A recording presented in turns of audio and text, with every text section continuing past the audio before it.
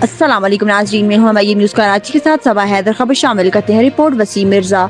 आज 2 जून 2025 को Sindh bar council office में new Sindh high court building Karachi की अदालतों को बदतर हालत ज़िया अवान और बार नुमाइंदगीन का फौरी इत्तलाहत का मुतालबा।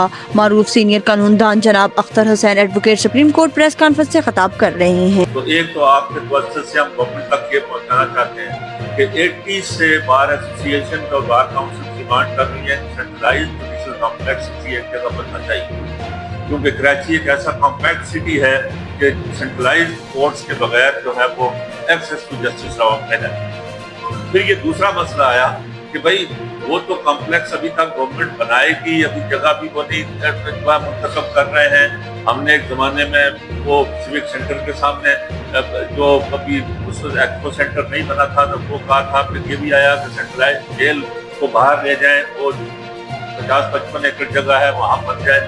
लेकिन इमीडिएटली क्या किया जाए, तो फौरी तौर पर जो मसाइल है वो जज साहब ने रेफर किए हैं।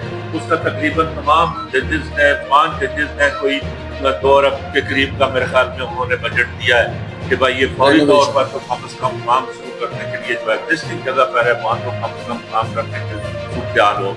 तो हम आपके पर्स से गवर्नमेंट से ये कहना चाहते हैं कि जहाँ और बहुत सारे अखराजात और प्रोजेक्ट हैं वहाँ एक्सेस टू जस्टिस जो है वो इमीडिएट प्रॉब्लम है हमारा, तो इसके लिए वो फंड्स एलोकेट करें फौरी तौर पर जो डिस्ट्रिक्ट जजेस ने की है। इसी पर बाकी उसके ऊपर जो है वो जो सेंट्रलाइज कॉम्प्लेक्स वाला है वो भी हम उनके सामने रखेंगे, उसको भी प्रायोरिटी देनी चाहिए। लेकिन इमीडिएटली जो है अभी आपको पता ही है 30-35 हज़ार केसेस यहाँ से ट्रांसफर हो गए लोअर कोर्ट्स में और सैकड़ों जजेस अपॉइंटमेंट की जरूरत है, सिविल जजेस, एडिशनल डिस्ट्रिक्ट जजेस। तो ये कहाँ बैठेंगे, क्या होगा और लोग किधर जाएंगे, ये कोई वो नहीं है। तो इस पर गवर्नमेंट को प्रायोरिटी लेनी चाहिए और इस तरफ तवज्जो दें। और बजट की जो है वो सेशन 2 है, तो हम समझते हैं कि कोई ना कोई चीज़ें स्मूथली हों।